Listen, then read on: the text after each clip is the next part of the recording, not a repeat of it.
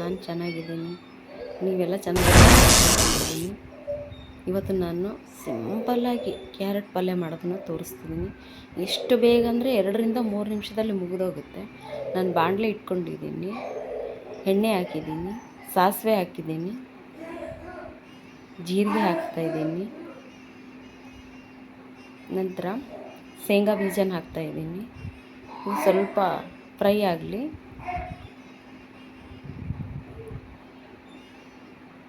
ಇವಾಗ ಹಸಿರು ಮೆಣಸ್ಕಾಯಿ ಹಾಕ್ತಾಯಿದ್ದೀನಿ, ಅರಿಶಿಣ ಪುಡಿ,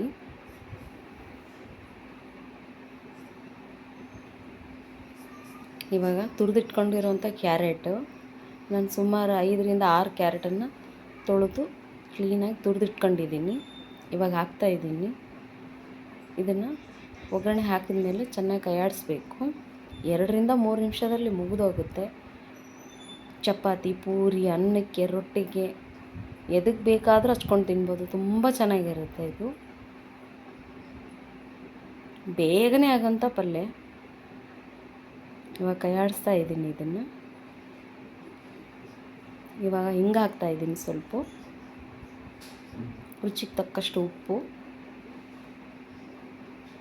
ಇವಾಗ ಚೆನ್ನಾಗಿ ಕೈಯಾಡಿಸ್ತಾ ಇದ್ದೀನಿ.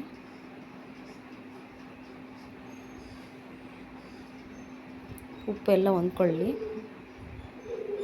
ಫ್ಲೇಮನ್ನ ಫುಲ್ಲು ಸ್ಲಿಮ್ಮಲ್ಲಿ ಇಟ್ಟಿದ್ದೀನಿ.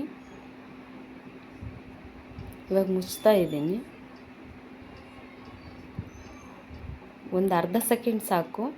ಇವಾಗ ಮುಚ್ಚಳನ್ನು ತೆಗೆದುಬಿಟ್ಟು ಮತ್ತೆ ಕೈಯಾಡಿಸ್ತಾ ಇದ್ದೀನಿ.